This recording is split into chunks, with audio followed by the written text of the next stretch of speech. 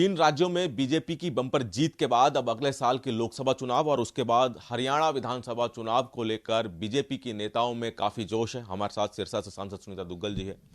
Ma'am, सबसे पहले तो तीन राज्यों के विधानसभा चुनाव, क्योंकि आपको भी हमने देखा राजस्थान में आपकी निरंतर ड्यूटी रही, मध्य प्रदेश के छिंदवाड़ा में भी गए आप। जिस तरह से परिणाम आए हैं, अब आपको क्या लगता है अगले साल के लोकसभा चुनाव, अब बीजेपी का कॉन्फिडेंस और ज़्यादा बढ़ गया है?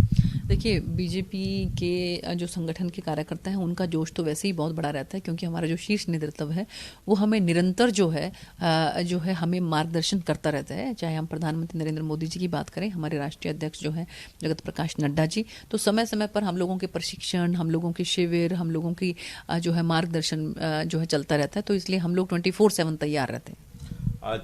जीत का दावा जो कि अगले साल के लोकसभा चुनाव को लेकर, ये तो बीजेपी कह ही रही है हम जीत रहे हैं, 350-400 तक की सीटों का दावा अब होने लगा है।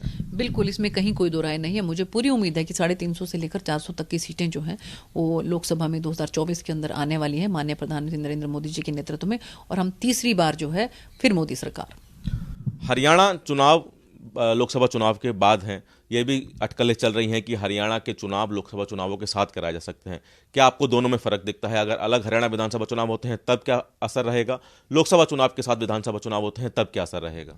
देखिए, ये निर्णय जो है वो हमारे शीर्ष नेतृत्व ने लेना है। हमारा राज्य सरकार और हमारी केंद्र सरकार दोनों मिलकर ये निर्णय लेगी। माननीय प्रधानमंत्री जी ने तो कई बार ये बात कही है कि 1 नेशन 1 इलेक्शन, और इलेक्शन जो है हरियाणा का केंद्र का जो इलेक्शन है उसके साथ होगा या नहीं होगा, ये निर्णय जो है हमारा राज्य सरकार। और देखिए, ऐसा है कि हम चाहे वो इकट्ठे हों या बाद में हों, सरकार जो है वो राज्य में के अंदर भी माननीय मुख्यमंत्री मनोहर लाल जी के नेतृत्व में और केंद्र में माननीय प्रधानमंत्री नरेंद्र मोदी जी के नेतृत्व में बनेगी। हमारी बनेगी, भारतीय जनता पार्टी की सरकार बनेगी, ये सुनिश्चित है।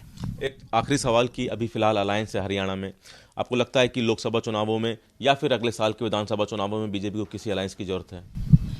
देखिए, ऐसा है कि ये निर्णय भी जो है हमारे संगठन ने लेना है कि किसी भी दल के साथ हमने गठबंधन करना है या नहीं करना है, प्री पोल करना है या पोस्ट पोल करना है। ये निर्णय जो है ये हमारा संगठन लेता है, ये हमारा जो है अधिकार क्षेत्र नहीं है। तो मुझे नहीं लगता कि इसमें कोई टिप्पणी करने की जरूरत है। शुक्रिया आपका। तो बीजेपी सांसदों का साफ कहना है कि अगले साल के लोकसभा चुनाव में 350 से 400 का आंकड़ा बीजेपी का रहेगा जीत का। तो वहीं हरियाणा विधानसभा चुनाव को लेकर भी बीजेपी के नेताओं का कहना है कि एक बार फिर से हरियाणा में बीजेपी का परचम लहराएगा। कैमरामैन प्रियदर्शन के साथ दिल्ली से सूर्य समाचार के लिए विनय सिंह।